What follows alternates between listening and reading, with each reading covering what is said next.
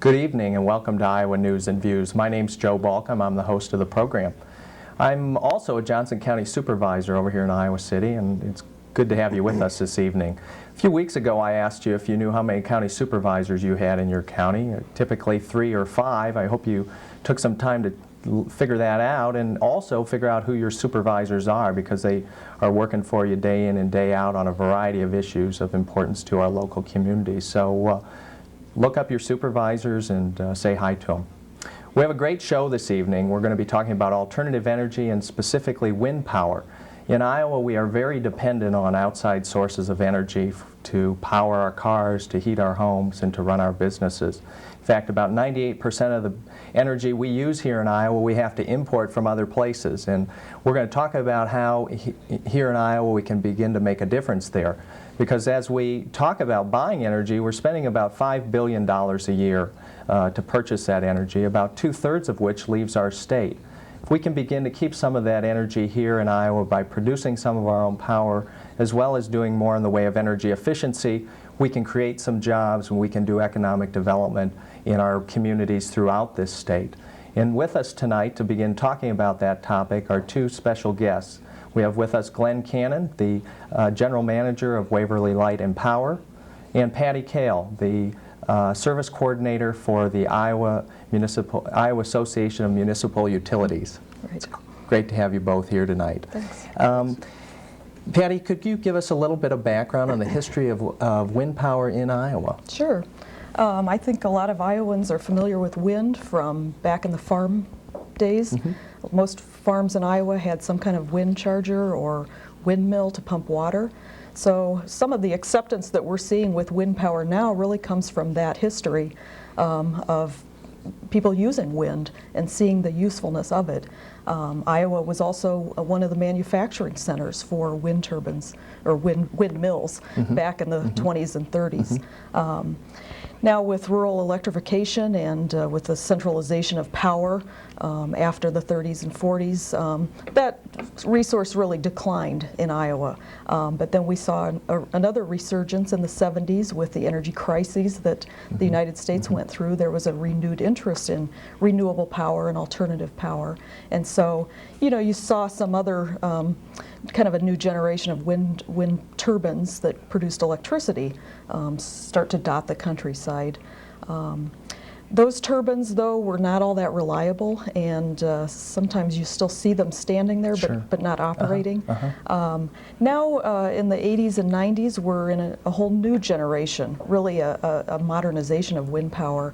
The turbines are much more reliable technologically, and there's a lot of social and economic and environmental factors that are pushing this, this new mm-hmm. development of wind power. Mm-hmm. And you start to see utilities like Waverly Light and Power here in Iowa getting into wind power. I see that.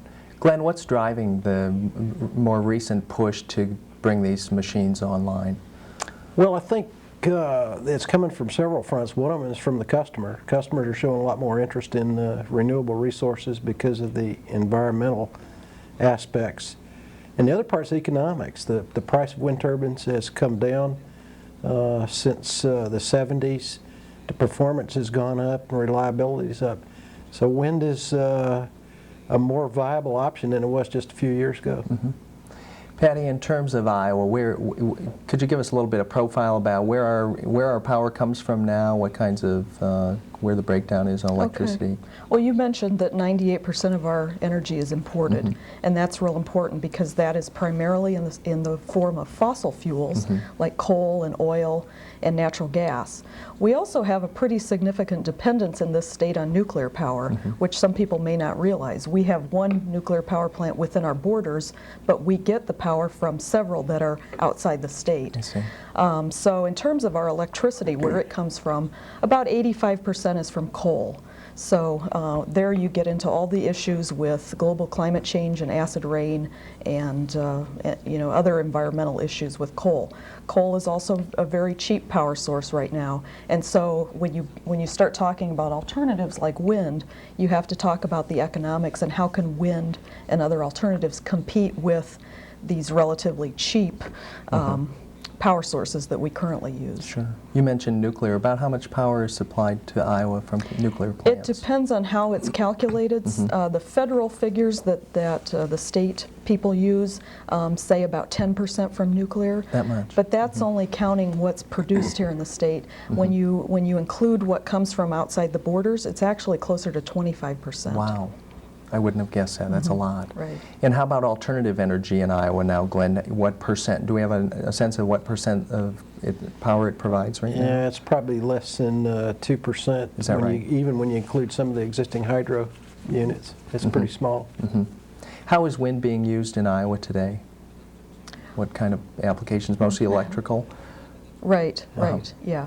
It's kind of divided into two groups. You talk about small-scale wind and large-scale wind. Small-scale wind would be like a homeowner or a business owner, a farmer, that would have a small turbine or a couple turbines that is producing mainly power for their own use. I see. Then you get into the larger scale, which would be more like the utility applications, where the larger turbines, larger arrays of turbines, and certainly that's what's under development right now, with some of the utility companies getting involved. I see. Maybe this would be a good opportunity to take a look at a clip of some wind generators that have been in service around the state. Right now, maybe we could talk about that.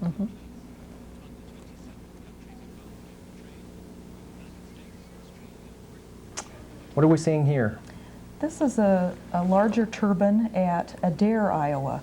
And if you drive west on Interstate 80, you'll see it. It's right by the highway. And this is a 225 kilowatt turbine. This is owned by a plastics manufacturer at Adair. This is a family-owned business, and they have tried to stake out a reputation as being an environmentally conscious company. They recycle their plastic, they recycle their cardboard, they've done energy efficiency work in the factory itself. They produce plastics for lottery work. I see. And they decided to get into wind after they studied it and decided it would be cost effective for them. What we're seeing now is a turbine at Spirit Lake Community School District. This was the first school district in Iowa to put up a wind turbine. And since then, they have kind of served as a model for other school districts, and there's an awful lot of interest by schools. And they see it as not just a power source and not just a way to save money on their utility costs, but also as an educational tool for the students. They've gotten students involved in every aspect of studying the wind, of kind of doing the economics of the wind turbine and its operation. Great. This is a smaller turbine. The first two you saw were quite large. This is about a 65 kilowatt turbine. This was part of a small wind farm that was put up in Iowa back in 1993, the first of its kind in Iowa. And it's run into some problems in the intervening years, and those small turbines are now actually being taken out, and one large 600 kilowatt turbine, which is quite large, is taking their place. I see. And here we have one more. I believe what we're seeing here and in the next shot is a turbine, and then you'll see two of them at Nevada High School.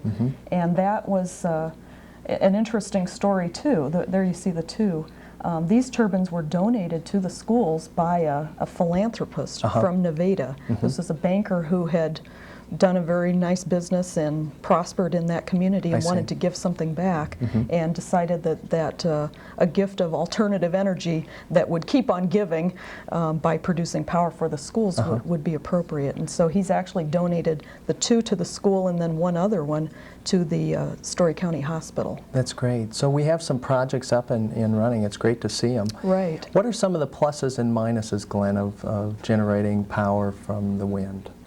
Well, on the plus side, you've got long-term economics look pretty good for wind generation, assuming that you're getting what I would call utility grade type turbines, the larger type turbines. The environmental impact is fairly obvious, and it's also long-term. On the minus side, from a utility standpoint, wind is not a reliable resource. Obviously, when people hit the switch, they want lights come on. Businesses continue to demonstrate their need for reliability, and wind is not reliable. So one of the challenges for the utilities in generating with wind and other renewables is trying to fit that into their overall mix. My guess is that based on our experience with our turbine in Waverly, that a utility could probably handle somewhere around 10 to 15%. So we're not looking at a magic bullet, so to speak, from wind. It's not going to solve all of our problems, but it's a player. The real plus for Iowa is that we have a significant wind resource in this state. Right. And here's an opportunity for us to capture that resource. There's also potential that with the ability to sell power regionally, as it's being changed now by the Federal Energy Regulatory Commission, we could actually sell Iowa-generated electricity elsewhere. I've received calls from as far away as Aspen, Colorado, wanting to know what we were doing and what our plans are in the future. That's great. How fast does the wind need to blow, or at an average speed, to make these bigger industrial units practical? The larger wind turbines typically need about an 8 to 10 mile an hour wind at what we call a cut-in speed. And they will continue to produce power, increasing output up into about 35 mile an hour range. And at that point, then it kind of tapers off if the wind speed goes above that. Part of it has to do with the airfoil aerodynamics on the turbine is really designed, particularly in the Midwest, to capture winds at lower wind speeds. We have more wind, but it's at lower speed, so that's what we're trying to do, is maximize on that. One thing about the modern turbines too is that their towers are so much higher, and so the wind is actually blowing faster at higher altitudes, and so the turbines are designed to capture that as well. And we talked about the resource in Iowa. There are places in Iowa that are considered Class 4 and Class 5 wind resources. That's very good. And especially northwest Iowa, there's an area called the Buffalo Ridge, which is a kind of a geological formation that sticks up above the rest of the countryside and is a very good wind resource. It extends out of southern Minnesota. Northern States Power up there has put in a huge wind farm, and that's where most of the activity is probably going to be concentrated in Iowa. Joe, to give you an example of the variance in the resource, we started in Waverly in 1991.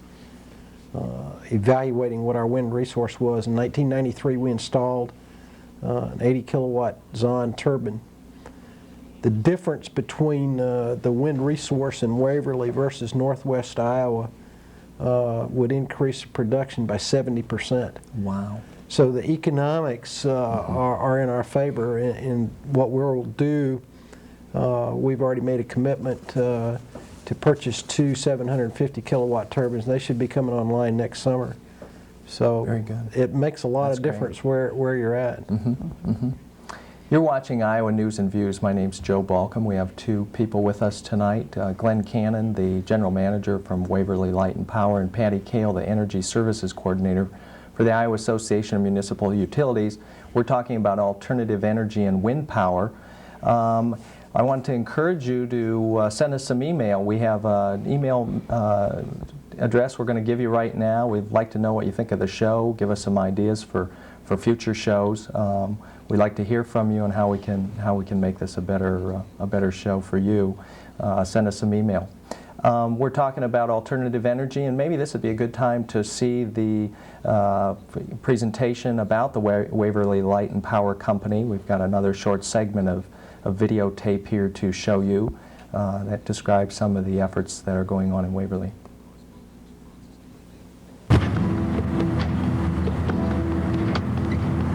The small town of Waverly, Iowa has a lot going for it. In some respects, it's typical of many Midwestern communities, characterized by hard work and warm smiles. But Waverly also boasts some homegrown distinctions.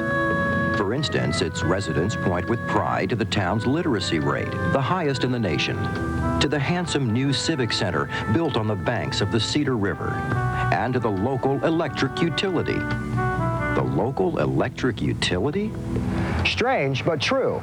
Despite its small size, Waverly Light and Power has created something of a big splash by becoming the first Iowa municipal utility to adopt an integrated resource plan.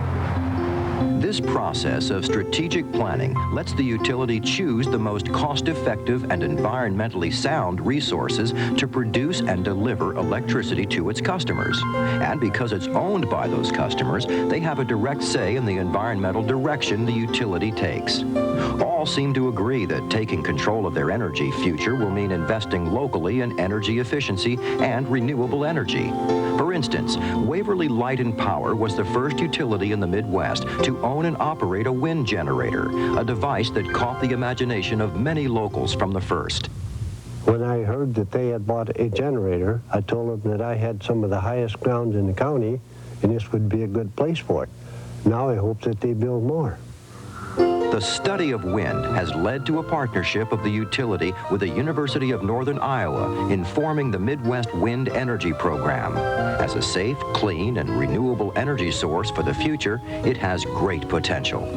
Another example, when no government or corporate sponsors could be found to fund a test of the environmental and economic impacts of electric vehicles, the utility took matters into its own hands. Working on their own time, a team of utility employees successfully converted a small pickup into a quiet, clean, battery-powered prototype that can go 55 miles on a single charge.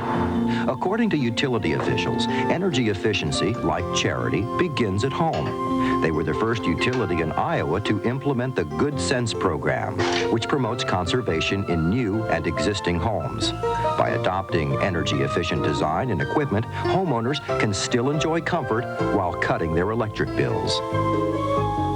The utility also encourages conservation by loaning customers money to make approved energy-saving improvements and by offering rebates to those who have purchased high-energy efficiency appliances. By participating in the decision-making process, the citizens of Waverly are made to feel that they're the architects, not the victims of their own future. Perhaps that's why, while some public utilities get flack, utilities like these receive fan mail.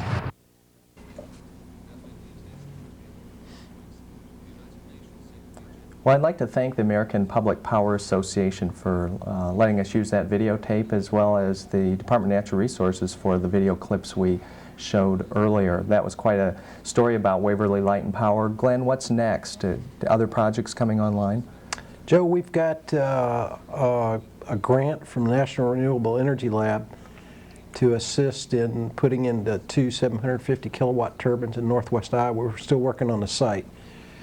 That's one project. The turbine that you saw in the video clip is located just north of Waverly. We also have another turbine that we're looking at putting there. We work with the University of Northern Iowa in what we call the Midwest Wind Energy Program. And this gives opportunity for college students to look at the data that's coming off of the machines and learn a lot more about wind energy. So those are a couple of the things that we have going on right now. Very good. It's two wind turbines is a pretty large project. We're a small utility, but we're still going to be spending over $1 million on those two turbines. So it's not a minor issue anymore. It's rather serious.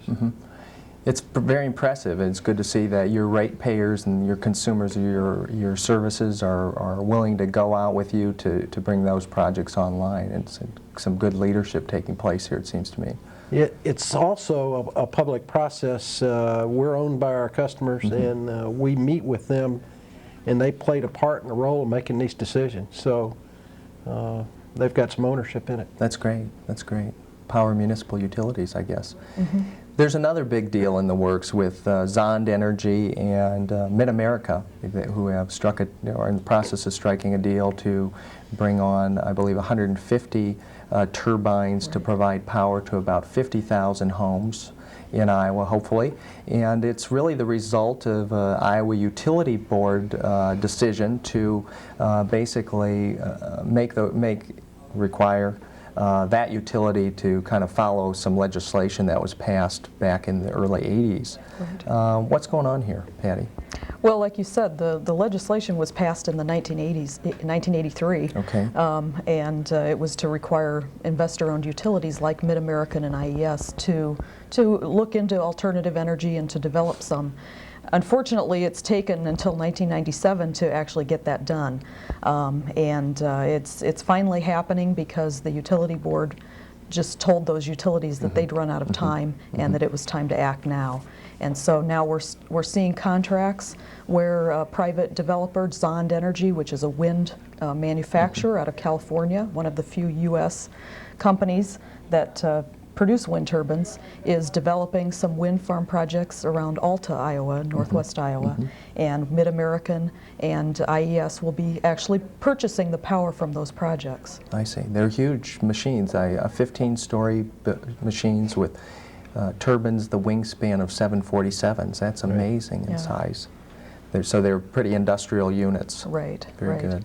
And So, I talked with a person from Mid-American today, and I was asking him, what size wind farms will these be? Will they all be in one place? And what he said was that they will be probably 3 to 6 turbines per site, so you'll see an array maybe running along a ridge top, and so they won't be all clustered like you sometimes see pictures of that in California.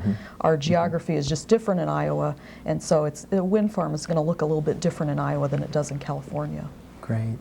So how did this legislation, basically it was a legislative provision that required this. How did it affect the municipal utilities?